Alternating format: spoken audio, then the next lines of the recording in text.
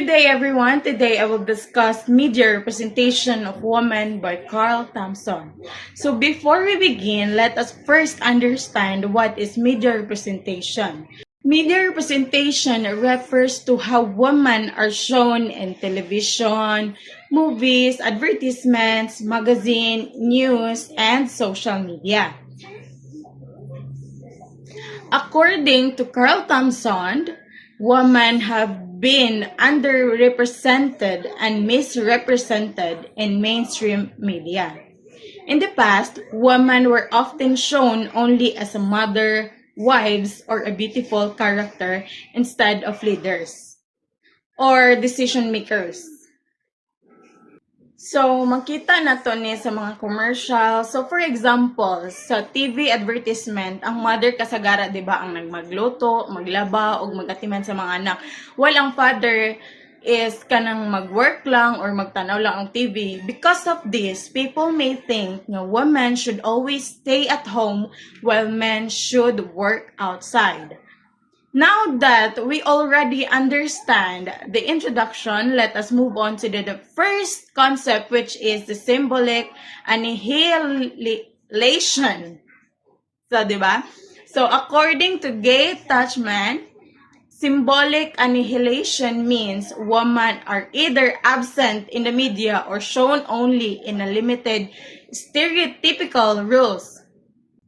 Instead of showing women as a doctors, engineer, politicians, or business owner, media usually portray them as a mother or housewife. So, another point is that women achievements are often ignored or considered less important than their physical appearance. So, for example, if a female athlete wins a championship, some news article focus more on unsa iyang gisuot, unsa ang iyang naong, or unsa siya kagwapa, instead of celebrating her achievements. So, even diba sa Facebook or TikTok, usahay daghang comments about sa woman appearance kaysa sa ilahang gibuhat. Next, let's talk about the cult of femininity. According to Ferguson, many women magazines promoted what she called the cult of femininity. So this means women were expected to focus on beauty, marriage, family, and caring for others. So the message was that a woman's value depends on how attractive she is and how well she takes of her family. So for example, many magazines before had titles like how to make him love you or how to be the perfect wife. Diba? Bisan gihapon karon, natay makita sa social media nga murag ang pressure kay dapat always pretty, always kanang buutan, dapat kanang material wife gani. So mo na siya. So now, let's proceed to misrepresentation of a woman.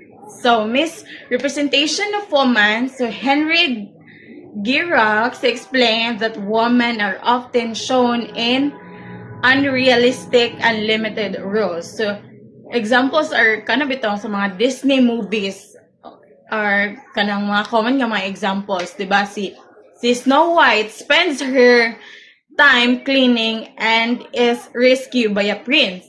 Next is si Ariel gives up her voice just to be with the prince. Si Belle stays with the beast despite his violent behavior. And sunod is si Mulan became a hero after saving China, but the story still ends with a romance. Although these characters are kind and brave, the story still suggests that a woman's happiness depends on a man. So, diba sa tuwa karon kay many young girls grow up in believing that they need a prince or someone to save them instead of becoming independent. Diba? So, the next one is one of the famous feminist concept, which is the male gaze. Male gaze, Laurie Mulvey introduced the concept of the male gaze. So, this happened when movies or television focus more on a woman's body than on her personality, intelligence, or abilities. So, the camera often highlights part of the body that are necessarily to the to the story. So, because of this, women become objects instead of complete individuals. So for example, in some music videos or action movies, the camera spends more time showing a woman's body than her actual role in the story. So sa kwansa, di ba, sa social media po, daghan influencer ang ma-judge pinaagi sa ilang appearance instead of kanang appreciating their talents or hard work. Kay mo ginakasagara sa mga vloggers, di ba?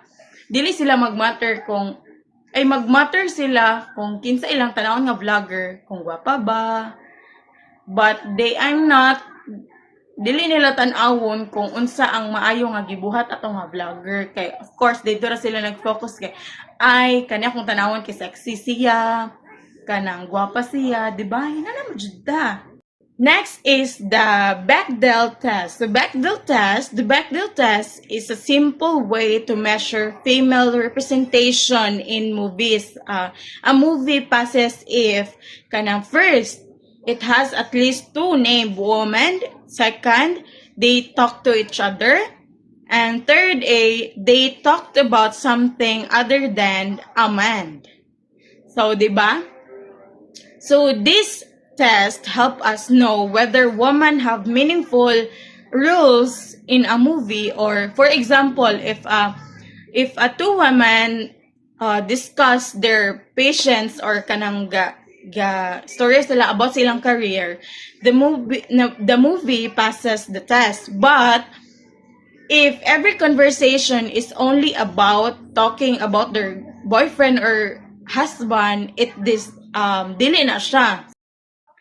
So now, let's move on to the positive change in media representation. So, the positive change, according to David Gauntlet, media today has become more diverse.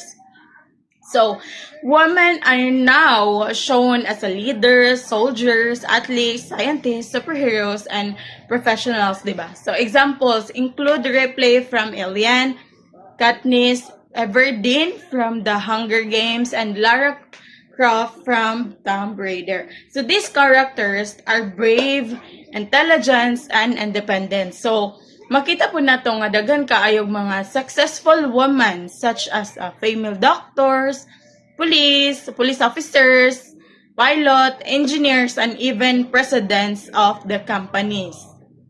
Although stereotypes still exist, but media is slowly improving. So the next one is women in news. So research shows that women are still underrepresented in the news. So only around 28% of news sources are women. So men are often interviewed as experts. So while ang women are usually interviewed as a mother, parent, or ordinary citizens. Kung naay news about politics or economics, kasagara jud nga lalaki ang ilang interviewon kay lagi expert sila. Bisan daghan pod og mga women nga qualified sa maong field. So this shows that gender inequality still exists in media. So, the next one is the beauty myth. The myth says that a woman should always be beautiful, slim, young, and had a perfect skin. So, media often edits photo using filters and photoshops, creating unrealistic beauty standards. So, because of this, many women compare themselves to this unrealistic image. So, o kanang daghan po teenagers ang mawala ng confidence kay tungod kay dili sila pareha sa mga models nga ilhang makita sa Instagram, TikTok, or mga any advertisement. So this can also affect our self-esteem and mental health. So the next one is the positive advertising. So fortunately, many companies are now promoting positive and realistic image of women. So, for example, is Dove Real Beauty Company features women with different body, size, skin colors, and ages. So, and another example is this girl Can campaign, which encourage women to enjoy sports regardless of their body shape. So these campaigns remind us that beauty comes in many forms. So to conclude, media has improved compared to the past because women are now represented in more diverse roles. So, but however, gender stereotypes and unrealistic beauty standards still exist. As media consumers, we should support movies, advertisement, and programs that promote equality and respect for women. So that ends my report. Thank you for listening.